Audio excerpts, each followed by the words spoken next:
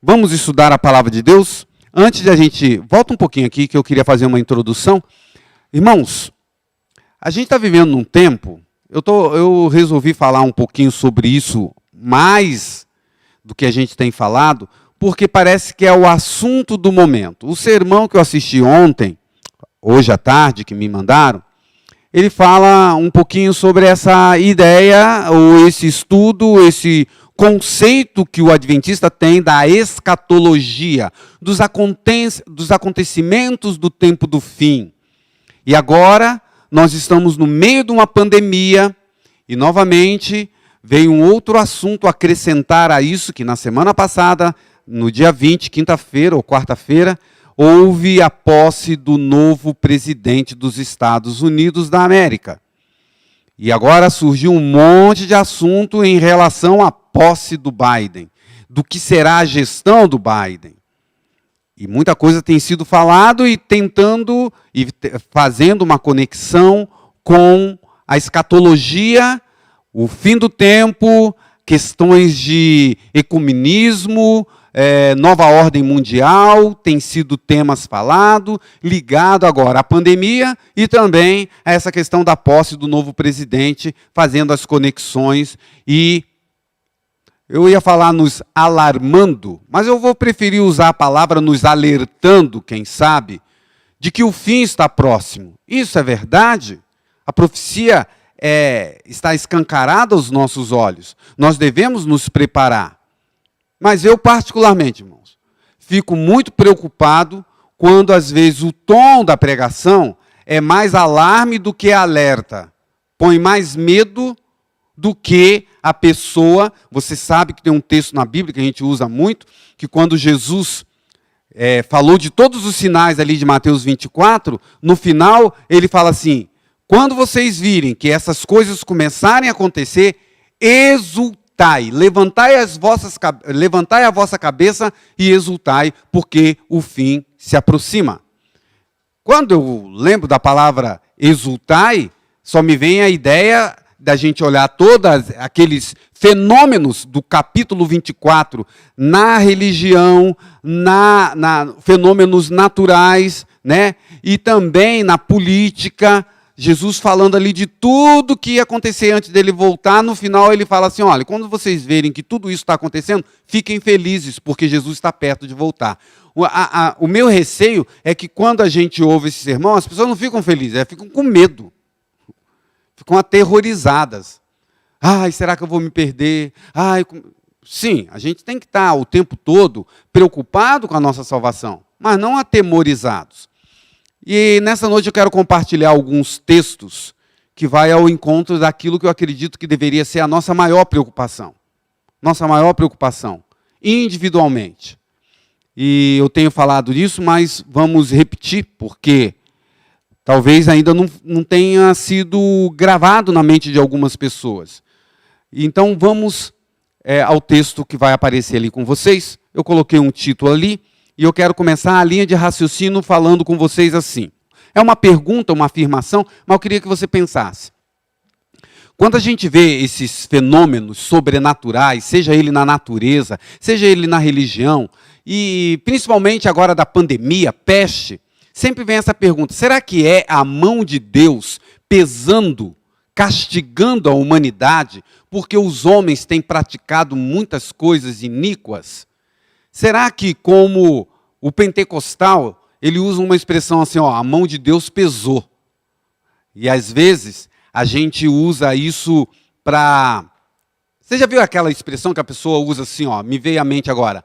Você já viu essa história? Que as pessoas falam assim, olha, o pessoal lá do Titanic falou que nem Deus afundava o Titanic. Aí, tá vendo? O Titanic afundou. Sabe quem afundou o Titanic? Foi Deus. Porque eles falaram que nem Deus afundava. E outras coisas que as pessoas começam a conjecturar, falando assim, ó, é Deus que agiu ali. Talvez algum ímpio. Eu me lembro de uma outra situação que é muito falada também, me veio à mente do Titanic, mas alguém falou dos Beatles, que falou que tem uma frase dos Beatles, né, que eles eram mais famosos do que Jesus Cristo. Tá vendo? Um morreu assassinado, o outro... Esse tipo de pensamento, às vezes, aparece na mídia, na televisão, na internet, Eles falam, olha, toma cuidado. Mas tem muito ímpio por aí, irmãos, blasfemando e o cara está vivo aí. O Salmo 73 é um salmo que você deveria ler com cuidado, porque o salmista, eu tenho um sermão sobre isso, já preguei aqui. O salmista, ele diz assim, quando eu olho para o ímpio, ele está bem, o filho dele está cheio de saúde, ele toma cerveja, ele blasfema, ele faz isso, e parece que está tudo bem com ele, e o salmista começa a reclamar com Deus. E quando você olhar aí ao redor, você vai perceber também que no nosso dia a dia é capaz de ter muito ímpio, que aos olhos humanos, aqui, nesse contexto, ele está bem. E tem muito justo sofrendo. Não é verdade que o apóstolo Paulo pediu a cura e Deus falou para ele, a minha graça te basta? Mas eu só queria relembrar que eu também acredito que em algumas situações, a Bíblia está cheia, eu vou botar apenas 2 ou 3 exemplos, de que Deus castiga. Porque também existe um pensamento que as pessoas usam assim, não, Deus não castiga ninguém, Deus é amor, e tudo que acontece conosco é aquela relação de causa e efeito. Porque a Bíblia diz, e é verdade, tem um texto na Bíblia, que nos alerta assim, que tudo que o homem plantar, ele ceifará. Isso é verdade, isso é causa e efeito. Se eu tomar cachaça, a chance de eu ter uma cirrose hepática é muito grande. Se eu fumar, a chance de eu ter enfisema pulmonar, câncer no pulmão, vai ser muito grande. Embora eu conheça também uma pessoa que foi fumante passiva, nunca colocou um cigarro na boca, a enfermeira Cris, que trabalhava comigo no curso Como Deixar de Fumar, e ela dava esse testemunho. Eu nasci adventista, sou enfermeira e tive um câncer de pulmão, porque eu trabalhava numa sala de cirurgia e os médicos tudo fumando. Incrível isso. É possível isso? Também é possível. Mas eu quero que você pense nesses 3 exemplos aqui, que eu vou colocar, que vocês vão ver que foi uma ação direta de Deus. Não dá para dizer que foi uma consequência do pecado do ser humano. Então, vamos lembrar desse fato aqui, eu escolhi, aqui no Velho Testamento, existe a história do Corá, Datã e Abirão. Quem estuda a Bíblia e lê conhece bem esses personagens. Eles se revoltaram contra Moisés e Arão, lá no Velho Testamento, está lá no livro de Números. Esqueci de botar o versículo ali, deixa eu ver aqui se aparece. Está aqui, 31 e 32, a partir aí. Mas aqui, em Números 16, aparece essa história que eles... A ideia deles foi mais ou menos o seguinte, irmãos. Qual foi a rebelião deles? Ele fala assim, todo mundo aqui nessa nação é santa. E por que você, Moisés e Arão, acham que são os únicos que podem conversar com Deus? Que Deus colocou vocês aqui para dirigir esse povo? Não. E ele foi acompanhado de 250 profetas, 250 seguidores dele que deram ouvido a essa ideia. Vamos lá conversar e falar com Moisés e com Arão que Deus não colocou eles lá não. Eles estão reivindicando alguma coisa que não é divina. Tá bom. Quando chegaram diante de Moisés e Arão, Moisés falou assim, olha, eu vou colocar para vocês a seguinte coisa, aqui diante do povo. Se eu não sou de Deus e nem Arão, não foi Deus que colocou a gente aqui, vai acontecer uma coisa assim, meio estranha. Vamos dizer que, se eu for de Deus, a terra vai abrir e vai engolir vocês. Agora, se eu não for de Deus, não vai acontecer nada com vocês. E aí, o que aconteceu ali? E aconteceu que, acabando ele de falar todas essas palavras, a terra que estava debaixo deles se fendeu. A terra abriu a sua boca e os tragou com as suas casas, como também a todos os homens que pertenciam a Corá e a sua fazenda. Então saiu fogo do Senhor e consumiu os 250 homens que ofereciam incenso junto com ali Corá, Datã e Abirã. Irmãos, essa história é muito clara que foi uma atuação direta de Deus que fez aquela terra abrir. Não foi uma coincidência que justamente naquele dia, naquele exato momento, teve um terremoto, a terra abriu e engoliu os profetas, que caiu fogo ainda, uma coisa sobrenatural, e a terra se abriu. Foi uma ação divina? Foi. Foi um castigo de Deus? Foi. A Bíblia fala que Deus castiga? Essa é uma história. Tem uma outra que é muito impressionante, que é Eliseu e as ursas. É a história que Eliseu estava, vamos ler o texto bíblico, 2 Reis, capítulo 2, verso 23 a 25. Uma história curta, mas muito impressionante. Então subiu dali a Betel, e subindo pelo caminho, Eliseu encontrou uns meninos que saíram da cidade e zombavam dele, dizendo, ô careca, e riam do profeta. Olha lá o profeta careca, porque calvo é isso, né? Rindo da cara, como se tivesse um grupo de adolescentes tirando um barato da cara do profeta de Deus. O que Eliseu fez? Virando-se ele para trás, o profeta, Eliseu, viu e os amaldiçoou no nome do Senhor. Então, 2 ursas saíram do bosque e despedaçaram 42 daqueles meninos. E dali foi para o Monte Carmelo, de onde voltou para Samaria. Irmãos, mera coincidência? Será que o Eliseu ele estava vendo uma ursa caminhando e ele aproveitou o embalo, falou assim, vai vir 2 ursas e comer vocês? Não, ele amaldiçoou e Deus mandou esse castigo. É uma história terrível. 42 crianças, 42 meninos que zombaram do profeta de Deus foram esmagados, destruídos, destroçados por aquela ursa. Foi um castigo divino? Muito claro, irmãos. E o que eu lembro aqui é a história de Ananias e Safira também, que prometeram uma coisa para Deus, e ali, quando foram levar para os líderes, levaram outra. E o que aconteceu? Pedro disse para Ananias, porque você encheu, ou melhor, porque encheu Satanás o teu coração para que mentisse ao Espírito Santo e retivesse parte do preço da herdade, guardando-a, não ficava para ti? E vendida, não estava em teu poder? Porque formaste esse desígnio em teu coração? Não mentiste aos homens, mas a Deus. E Ananias, ouvindo essas palavras, caiu e expirou. E um grande temor veio sobre todos os que isto ouviram. E levantando-se os moços, cobriram o morto e transportando-o para fora, o sepultaram. Algumas horas depois apareceu a esposa, fez o profeta, o apóstolo Pedro fez a mesma pergunta para ela, ela confirmou a mentira do marido. Então Pedro disse para ela, por que é que entre vocês fizeram um concerto para tentar o Espírito do Senhor? Eis aí a porta os pés dos que sepultaram teu marido, e também te levarão a ti. E logo caiu aos seus pés e expirou. Irmãos, quem matou essa mulher e aquele homem? Foi uma ação direta de Deus. E a última história que eu quero relatar aqui, que Deus castigando, é lá no final dos tempos, quando Pedro fala isso, e ele cita o início lá, quando ele lembra do dilúvio, e ele fala também que no final Deus também destruirá a terra. E ele fala então dessas 2 consequências diretas da ação divina. Segundo Pedro, capítulo 3, versos 6 e 7, pelas quais pereceu o mundo de então, coberto com as águas do dilúvio. Irmão, as águas do dilúvio não foi aquecimento global.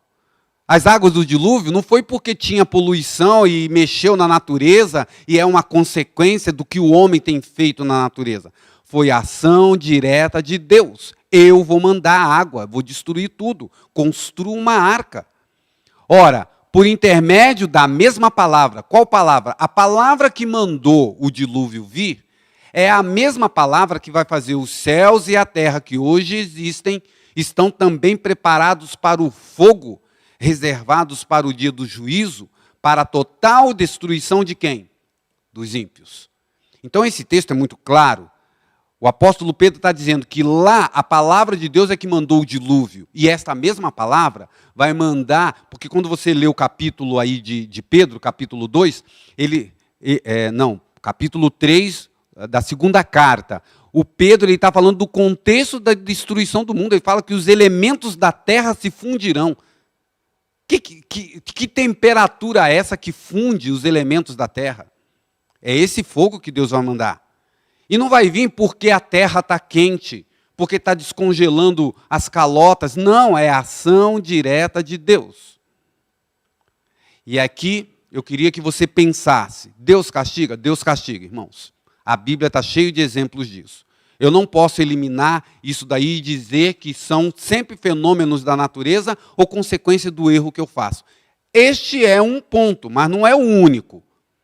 Tem um outro elemento que eu queria que você pensasse, que as calamidades, as questões relacionadas até à nossa saúde, elas também podem estar ligadas ao poder que Satanás tem e que a própria Bíblia diz que ele tem. Então eu separei alguns textos para a gente recordar que algumas consequências, algumas causas, essa é a palavra certa, de algumas consequências que a gente sofre, vêm pela mão de Satanás e não pela mão de Deus. Embora Deus, com o poder que ele tem, em algumas situações a Bíblia diz que ele agiu e ele castigou. Mas nem tudo é o poder de Deus atuando ali. E é aí que gera uma confusão. Eu vou colocar aqui para vocês. Eu gosto desse texto da história de Jó, já fiz um sermão só sobre isso, mas eu tirei aqui esta frase do próprio Deus falando com Satanás ali no livro de Jó, no capítulo 1, uma história tão conhecida. No dia em que os filhos de Deus estavam reunidos, veio também Satanás. Não é isso que diz lá no capítulo 1?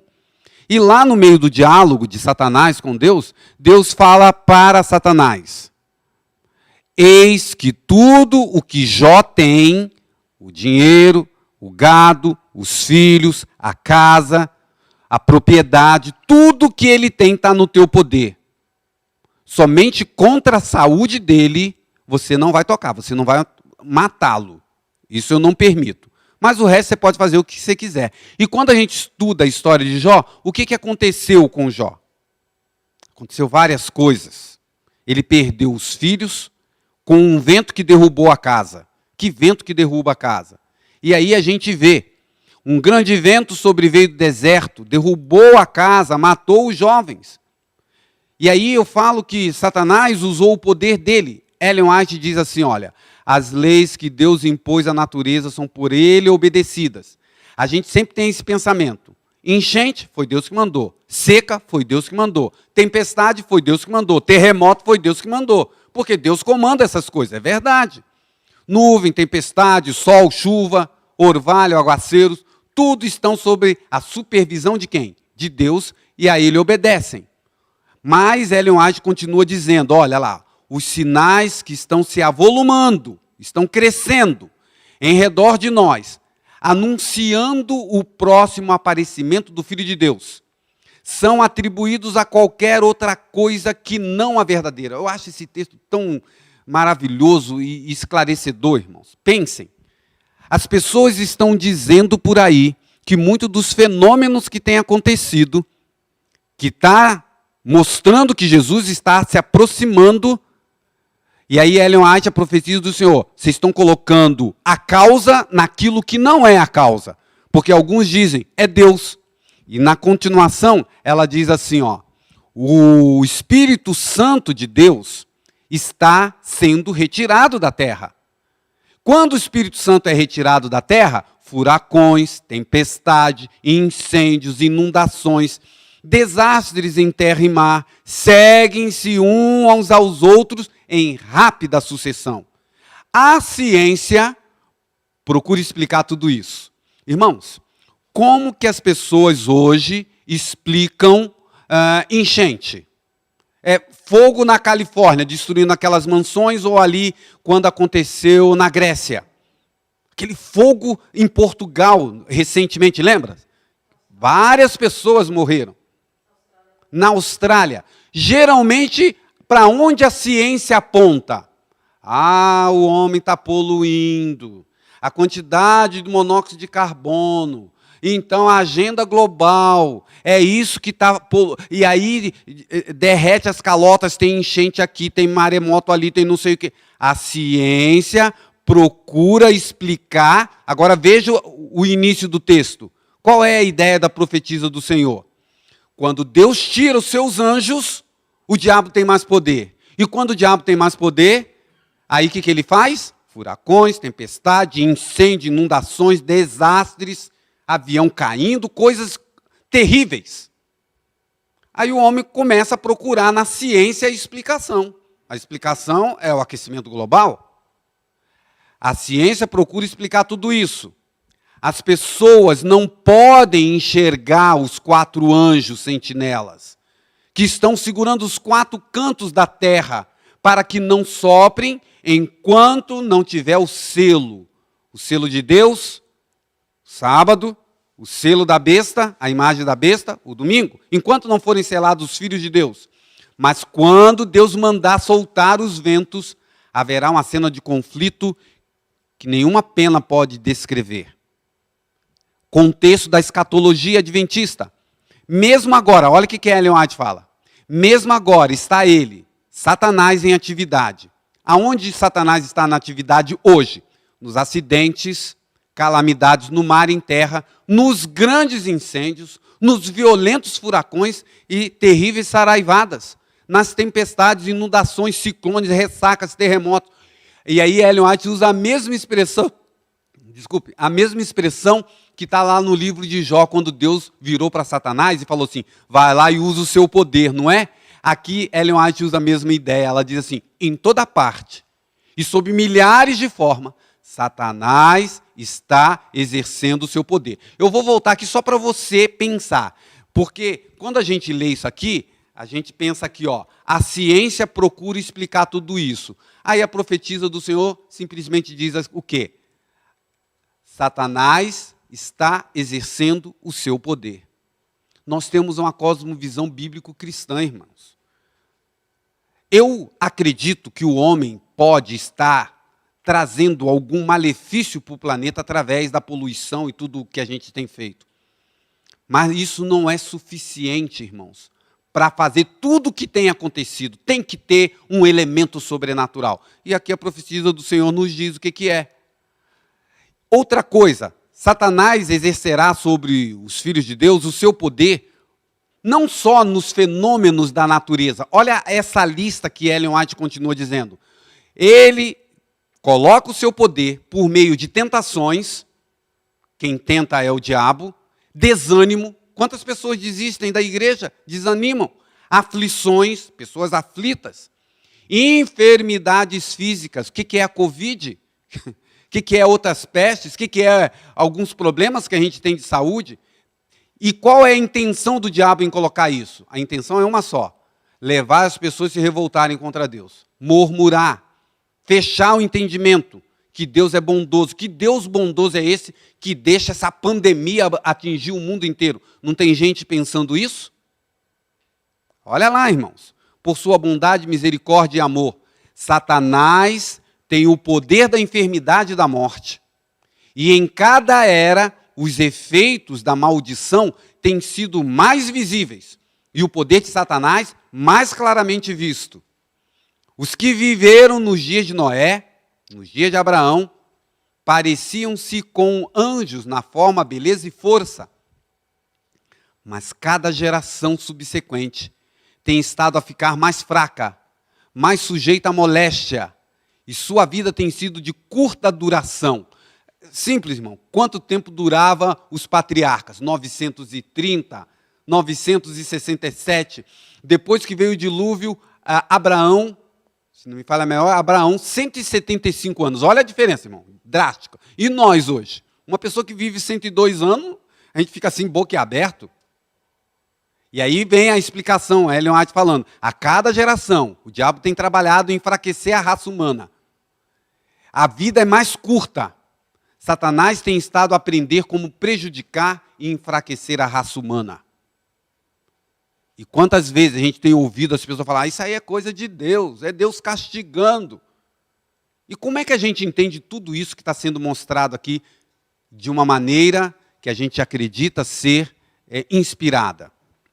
Bom, meu tempo está quase acabando. E eu quero fazer aqui a minha última inserção desse que eu considero 3 pontos que traz sofrimento, que a gente pode pensar de consequências, ou de causas, melhor dizendo, para as coisas que acontecem no nosso mundo. Uma pode ser a mão de Deus, eu acredito nisso, que Ele tem poder para isso. Mas tem coisas que a gente viu que é o poder de Satanás, e quanto mais estivermos perto do fim do tempo, ou nesse tempo chamado tempo do fim, ele está exercendo mais o seu poder, o diabo tem poder sobre a saúde, sobre a tempestade, sobre um monte de coisa. A gente viu aqui os textos. Mas também existe, obviamente, aquilo que é a sequência, ou o resultado do que a gente plantou e a gente está colhendo. Eu também acredito nisso.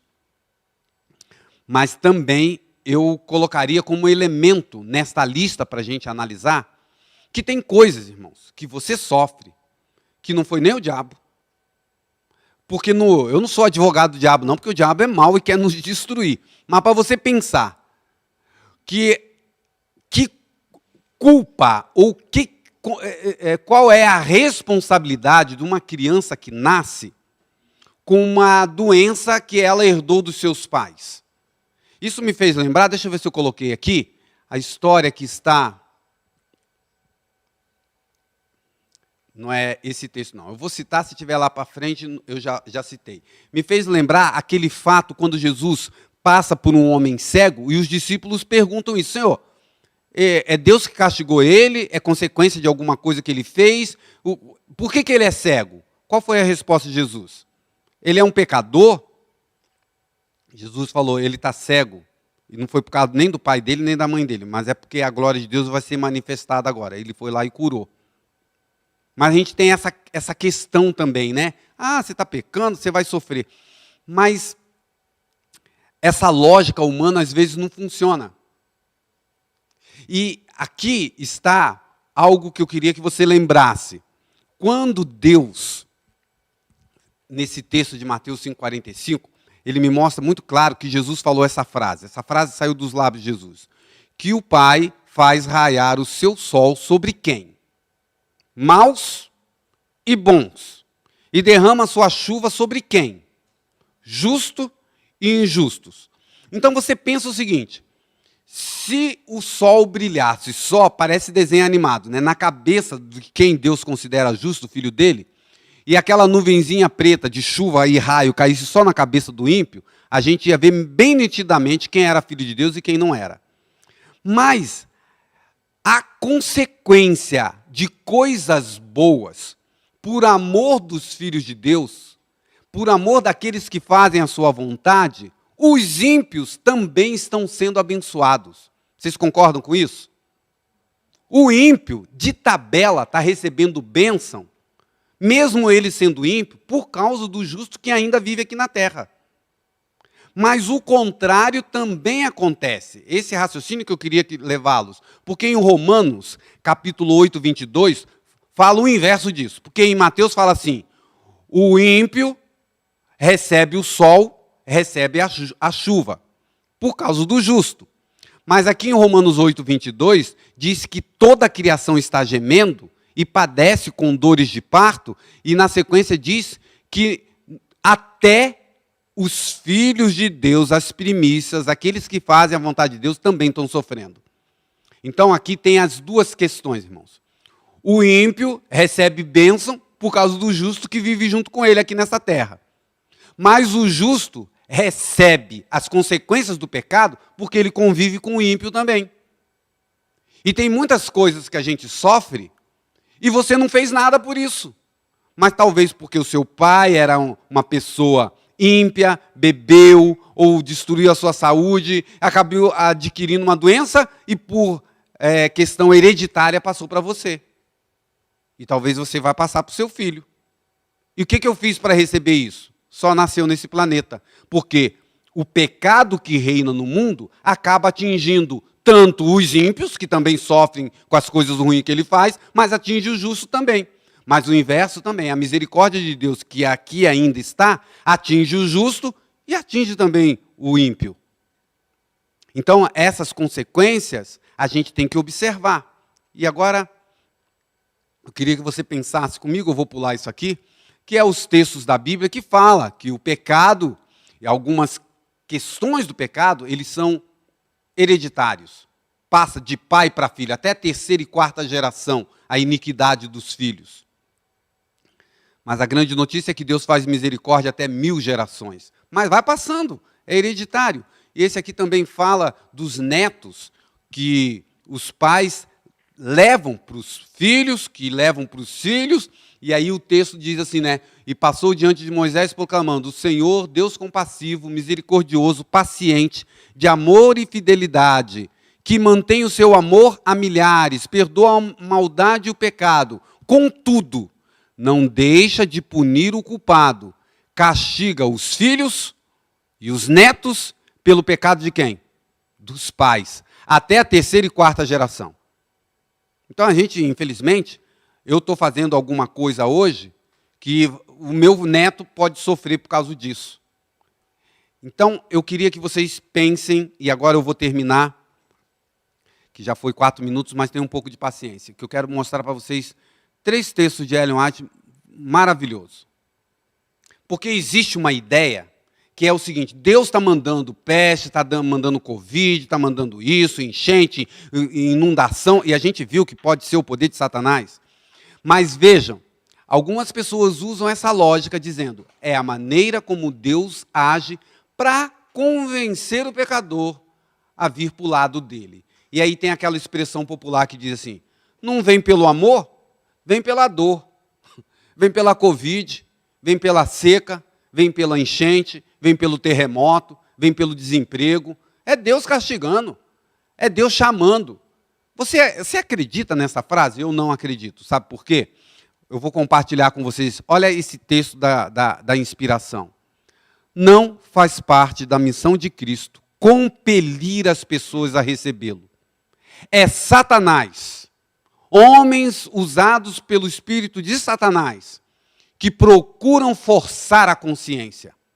Sobre o pretenso zelo pela justiça, homens confederados com anjos maus levam algumas vezes o quê? Sofrimento a seus semelhantes para convertê-los às suas ideias de religião. Isso não parece muito a Inquisição?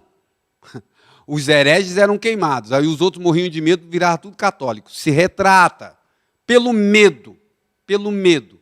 Isso não é de Deus. Deus não usa esse método. Eu vou castigar para ver se a pessoa vem para o meu lado. Continuando, mas Cristo está sempre mostrando misericórdia, sempre procurando salvar pela revelação do seu amor.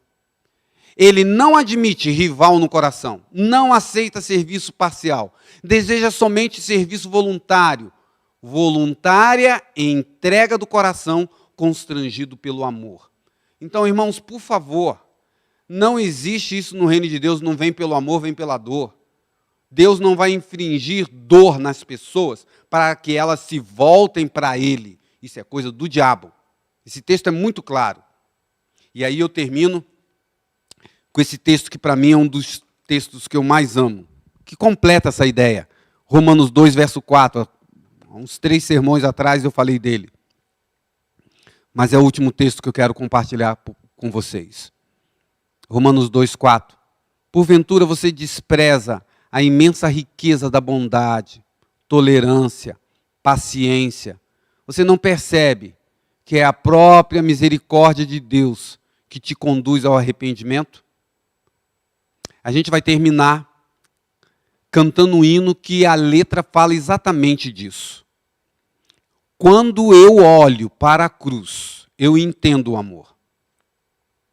Irmãos, de uma vez por todas, entenda que o único método de Deus para levar a gente ao arrependimento é mostrar o grande amor que Ele tem. E este amor, o ápice deste amor é a cruz do Calvário. Quando você olha para a cruz do Calvário, o seu coração é tocado e você diz, eu quero seguir e amar esse Deus que me ama tanto, que morreu por mim, que veio a esta terra, se tornou um de nós. Não é a peste, não é a Covid, não é o desemprego, não é este o método de Deus para levar as pessoas para perto dele. Entendam isso. Vamos cantar este hino e depois eu quero orar com você e por você.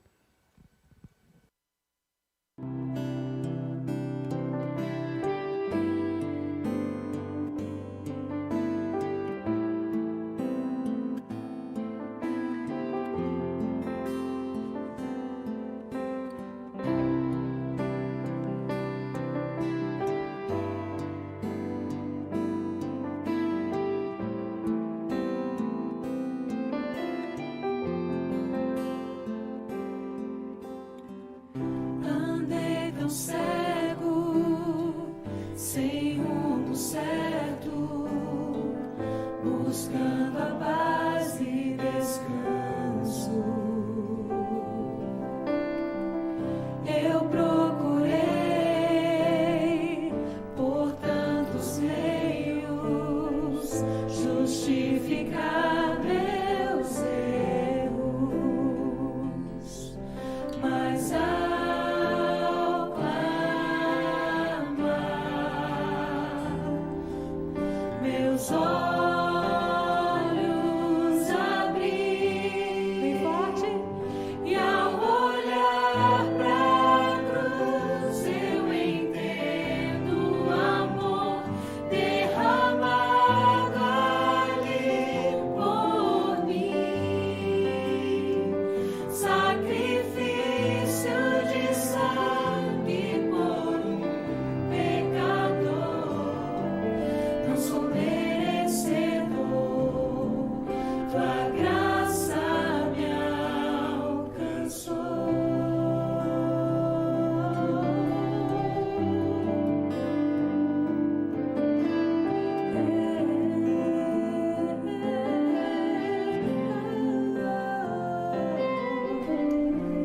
E ao ver tua glória naqueles dias, me alegrarei em gratidão.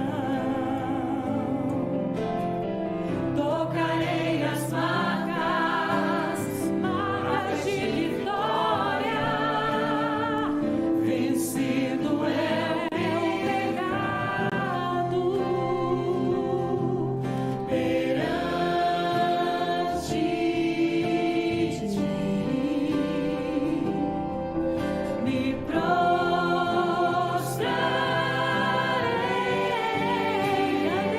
e ao olhar pra cruz eu entendo o amor derramado ali por mim. Sacrifício de sangue por um pecador. Diga, eu sou merecedor. Não sou merecedor.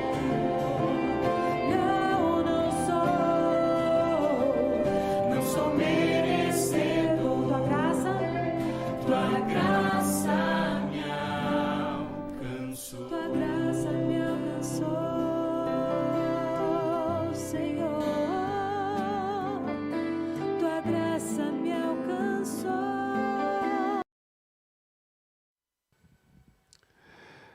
Este hino revela para onde nós devemos olhar e sempre nos lembrar. É a cruz do Calvário a razão pela qual nós devemos seguir e fazer tudo que o Senhor Jesus nos pede. O amor de Cristo nos constrange. Vamos orar? Vamos falar com esse Deus. Querido Pai, estamos vivendo num momento dentro da escatologia, daquilo que fala do tempo do fim, das profecias. Sabemos que o Senhor se aproxima rapidamente de voltar a esta terra e amém por isso, graças a Deus. Veremos o teu rosto e viveremos num lugar onde não vai haver pandemia, não vai haver morte, não vai haver injustiça, seja ela social, seja ela pessoal. Senhor, tenha misericórdia deste planeta, tenha misericórdia de mim, tenha misericórdia de cada um de nós, que temos nos esforçado para fazer a vontade do Pai que está no céu, mas só conseguiremos através do poder do Espírito Santo, e certamente seremos salvos pela graça e não pelo nosso esforço. É o sangue de Jesus que nos salva, que a gente se convença disso. O que a gente faz é tão pequeno, Pai, cheio de pecados, e somente o poder de Deus é que pode nos restaurar e nos salvar.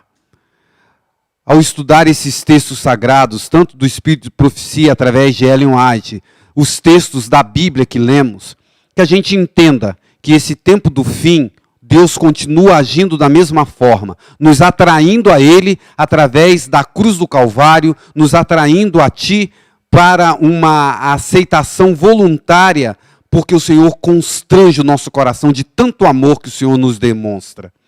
Dá-nos, Senhor, a capacidade de olhar para a cruz e não temer as coisas que já estavam escritas, mas que a gente levante a cabeça, olhe com alegria, porque o Senhor está voltando.